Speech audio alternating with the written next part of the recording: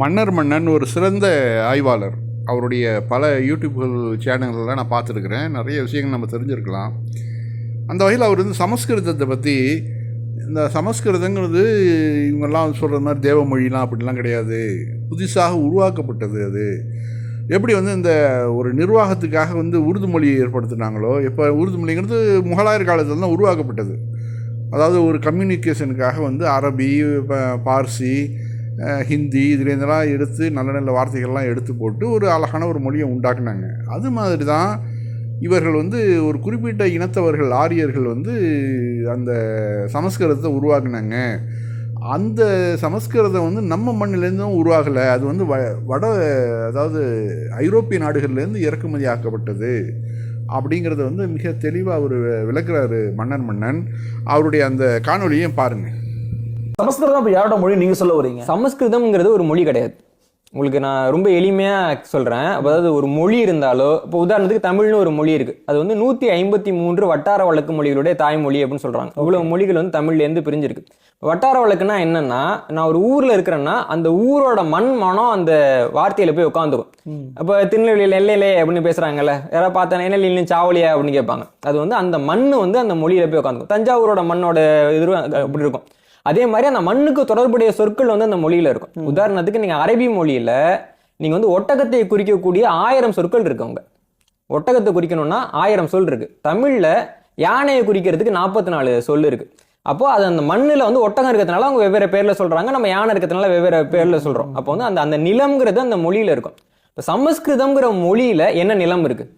இப்போ வந்து தஞ்சாவூர்னா அந்த தஞ்சாவூருக்கு நிலம் இருக்கு இல்லைங்களா? சமஸ்கிருதத்துல என்ன நிலம் இருக்குன்னு பார்க்க போனா அதில் வந்து குதிரைகள் இருக்குது. அதே மாதிரி சரஸ்வதினு ஒரு ஆறு இருக்குது. இன்றைக்கி வந்து இந்தியாவில் வந்து சரஸ்வதின்ற ஒரு ஆறு கிடையாது. சிந்து சவழி மக்களுக்கு குதிரையே தெரியாது.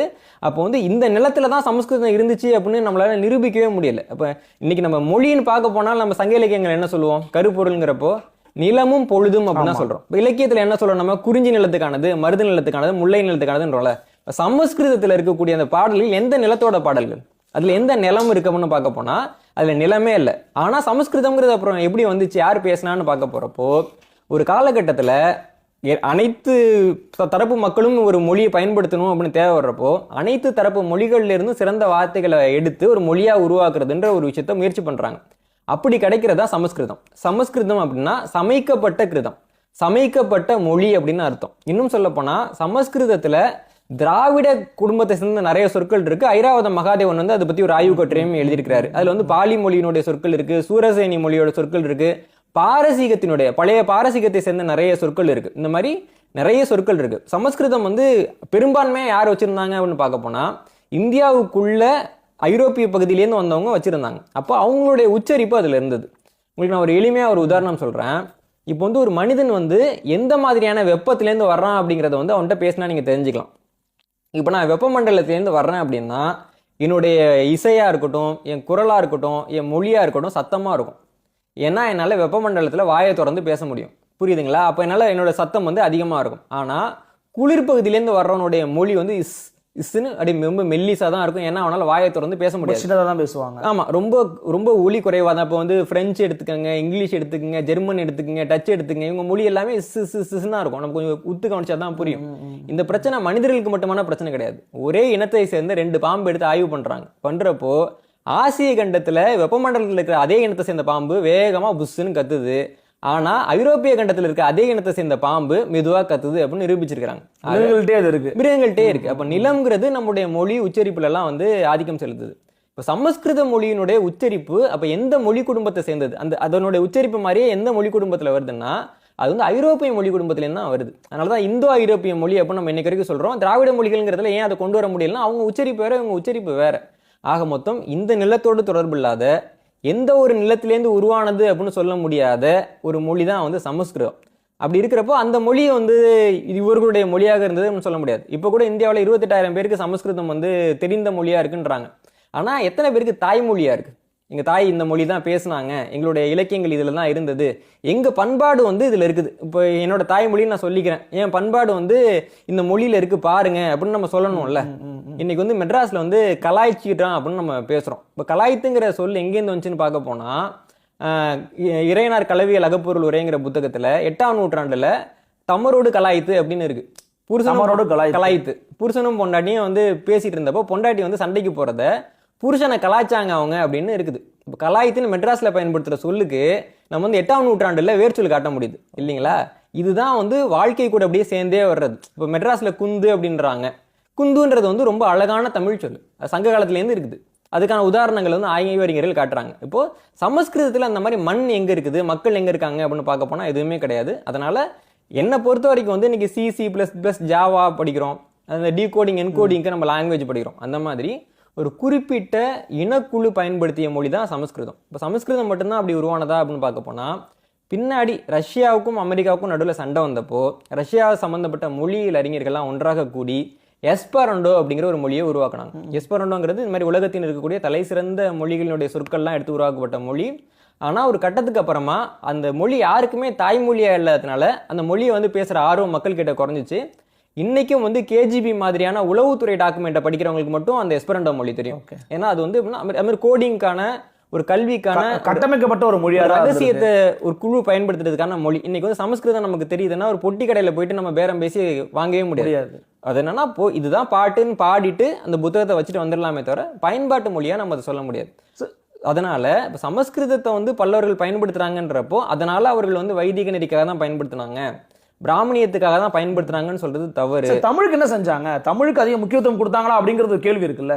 இது ரொம்ப நல்ல கேள்வி. இதுல என்னன்னா பிற்கால பல்லவர்கள் வர்றாங்க இல்லைங்களா? நம்ம வந்து முதல்ல வந்து நம்ம பிராகிருதம்னு பார்க்குறோம், இடைக்காலத்துல சமஸ்கிருதம்னு பார்க்குறோம். பிற்கால பல்லவர்களுடைய பட்டயங்கள், நாணயங்கள், கல்வெட்டுகள் இது எல்லாத்துலேயுமே அவங்க வந்து தமிழ் தான் பயன்படுத்தினாங்க. இன்னும் சொல்ல போனா இப்போ சமஸ்கிருதம் வந்து எனக்கு தெரியுது, நான் வந்து தமிழ்ல ஒரு விஷயத்த சொல்லணும் அப்படின்னா என்னால் அப்போ சொல்ல முடியாது. ஏன்னா சமஸ்கிருதத்துல இஜ்ஜு ஜ ஹ ஷலாம் இருக்கும், தமிழ்ல அதெல்லாம் இல்லை. அப்போ இந்த பிரச்சனைக்கு என்ன தீர்வு அப்படின்னு யோசிச்சு தமிழ் கிரந்தம் அப்படிங்கிற ஒரு முறையை அவங்க அறிமுகப்படுத்துறாங்க. இப்போ ஜ ஹாலாம் நம்ம பயன்படுத்துறோம் இல்லைங்களா? அதெல்லாம் பல்லவர்கள் வந்து தமிழுக்கு வந்து புதுசா உருவாக்கி அறிமுகப்படுத்தின எழுத்துக்கள். இன்னைக்கு வரைக்கும் நம்ம வந்து ஒரு இங்கிலீஷையோ சமஸ்கிருத கலப்புன்னு சொல்ல வரீங்களா? சமஸ்கிருத கலப்பு கிடையாது, இதுதான் வித்தியாசம்ன்றது. அவங்க சமஸ்கிருத கலப்புனா சமஸ்கிருத எழுத்தையே தூக்கி இங்க பயன்படுத்தி இருந்தாதான் அந்த கலப்பு. அவங்க என்ன சொல்றாங்க அப்படின்னா சமஸ்கிருதத்தை தமிழ்ல எழுதுறதுக்கு ஒரு வழிகாட்டுதல அவங்க கொடுக்குறாங்க. நான் ஒரு சின்ன உதாரணம் தான் கேட்கிறேன் உங்களுக்கு. இப்போ வந்து ஃபுல் ஸ்டாப் நம்ம பயன்படுத்துறோம். அது வந்து முற்றுப்புள்ளிங்கிறது இதுக்கு முன்னாடி 18ஆம் நூற்றாண்டுக்கு முன்னாடி நமக்கு முற்றுப்புள்ளின்னு ஒன்று கிடையாது. இப்போ தமிழ்ல வந்து நெடில் நம்ம பயன்படுத்தணும் அப்படின்னா இப்போ அதுக்கு பக்கத்துல அதுக்கு இனமான எழுத்து எழுதுற முறை தான் இருந்தது. ஒருத்தன் கத்துனான்னா ஆன்றப்ப ஆ 4 தடவை எழுதணும் தமிழ்ல. ஆனா ஆங்கிலேயர்கள் வந்து அதுக்கு பக்கத்துல வந்து 3 டாட் வைக்கிற முறையை கொண்டு வந்தாங்க. இன்னைக்கு நம்ம 3 டாட் வைக்கிற முறையை பயன்படுத்திட்டோம். இப்போ வந்து ஆங்கிலேயர்களுடைய கோலன், செமிகோலன், ஃபுல் ஸ்டாப்ங்கிற கல்ச்சரை நம்ம எடுத்துக்கிட்டதுனால ஆங்கில மொழிக்கு அப்படியே நம்ம தமிழ்ல கலந்துருவோம்னு சொல்ல முடியுமா? இல்ல, நமக்கு அதுக்கு ஏத்த மாதிரி ஒரு கல்ச்சரை அடாப்ட் பண்ணிக்கிறது வேற, கலக்கிறது வேற. இவங்க வந்து இல்ல குறியீடுகளையும் வார்த்தைகளையும் அந்த சொற்களையும் ஒன்னா பார்க்க முடியும். அது வந்து குறியீடுகள் தான், நீங்க சொல்லக்கூடிய செமிகோலன் முற்றுப்புள்ளி குறியீடுகள் தான். ஆனா இவங்க வார்த்தைகளே சா ஜா ஷா அப்படிங்கறதெல்லாம் வார்த்தைகளாச்சு. சங்க காலத்துல ஐன்ற ஒரு எழுத்து பயன்படுத்தவே இல்லை. இடையில வந்து ஐன்ற ஒரு எழுத்து வந்து உயிரெழுத்து ஐய சொல்றீங்க. ஐ, ஆமா, ஐயனுடைய வர்க்கங்கள் வந்து அவங்க பயன்படுத்தவே இல்லை. ஐன்றதுக்கு தனியா நீங்க கல்வெட்டுல பார்க்க போனீங்கன்னா இருக்காது. ஏன்னா வந்து அவங்க வந்து அது மாதிரி நெட் எழுத்துக்களுக்கு பார்த்தீங்கன்னா குறியில போட்டு அது மேலே புள்ளி வச்சுட்டு அது வந்து நெடிலா மாறிடும். அந்த மாதிரி அவங்க பயன்படுத்தினாங்க. பிற்காலத்தில் அவங்க வந்து அதை மாற்றி இன்னொரு மீடியமுக்கு போகிறப்போ அதில் அவங்களுக்கு மாற்றம் தேவைப்படுது. அவங்க வந்து திருப்பி கொண்டு வந்தாங்க. இப்போ திருப்பி பெரியார் காலத்தில் அவர் என்ன சொன்னார் அப்படின்னா நம்ம வந்து இந்த மாதிரி எழுதலாம்னு அவர் சில சீர்திருத்தங்கள் சொன்னார். வீரமாமுனிவர் சில சீர்திருத்தங்களை சொன்னாங்க. ஒரு மொழி உயிரோட இருக்கணும் அப்படின்னா காலம் மாறுறப்போ அந்த மொழிக்கு அந்த அடாப்டேஷன் வேணும். அந்த அடாப்டேஷனை நம்ம பண்ணாமலே இருந்துட்டோம் அப்படின்னா அதாவது நம்ம வந்து தூய்மையை கடைபிடிக்கிறோம் அப்படின்னு பத்திரமா வச்சிட்டோம்னா இன்னைக்கு தமிழ் வந்து சமஸ்கிருத மாதிரி செத்து போன மொழியா மாறி இருக்கும். இன்னைக்கு தமிழ் நம்ம பயன்படுத்துறோம். தமிழை பயன்படுத்தி நம்மளால ஒரு பிரெஞ்சு எழுத்தாளரோட பெயரை எழுத முடியுதுன்னா நம்ம பல்லவர்களுக்கு தான் அங்கே நன்றி சொல்லணும். இது வந்து ஒரு அடாப்டேஷன் தான். தமிழ் ஃபிளெக்சிபிலிட்டியை உருவாக்கியிருக்காங்க. அவங்க உருவாக்கின ஃபிளெக்சிபிலிட்டியை தான் இன்னைக்கு நம்ம பயன்படுத்திட்டு இருக்கோம். ஒருவேளை அவங்க அதை உருவாக்காம போயிருந்தாங்க அப்படின்னா நம்ம வந்து இப்போ வடமொழி பேர்களுக்கு ஜேம்ஸுங்கிற பேரை சேம்சு அப்படின்னு எழுதிட்டு இருந்திருப்போம். புரியுதுங்களா? நம்ம ஜேம்ஸ்னு எழுதிருக்கவே முடியாது இல்லை. அப்போ வந்து நமக்கு வந்து ஒரு லக்ஸரியை தான் அவங்க கொடுத்துருக்காங்களே தவிர அதன் மூலமா அவங்க தமிழ் மொழியை கெடுக்கல. அப்படின்னா இப்போ கூட பாத்தீங்கன்னா மகேஷ் அப்படிங்கிற பேரை மகேஷ் ஆமா அப்படின்னு எழுத சொல்லி ஒரு சில பேர் சொல்றாங்க. அப்போ அதுல இருந்து அவங்க எப்படி முரண்படுறாங்க? அதுல என்னன்னா தமிழ்ல வந்து ஒரு வார்த்தை இருக்கு, அந்த வார்த்தையை அப்படியே எழுதலாம். அதே சமயம் நம்ம அதில் வந்து உதாரணத்துக்கு இயக்குனர் சங்கர் இருக்காரு, சங்கர்னே சொல்லலாம். அங்கே ஷேன்னா அது திணிக்கிறது. புரியுதுங்களா? ஜேம்ஸ்னு ஒரு பேர் இருக்கு, அது சேம்ஸ் அப்படின்னா அது வந்து நம்ம பண்ண முடியாது. உங்களுக்கு புரியுது இல்லைங்களா? வலிந்து போய் செய்யற மாதிரி செய்யறதுன்றது அதாவது என்னன்னா நான் உங்களுக்கு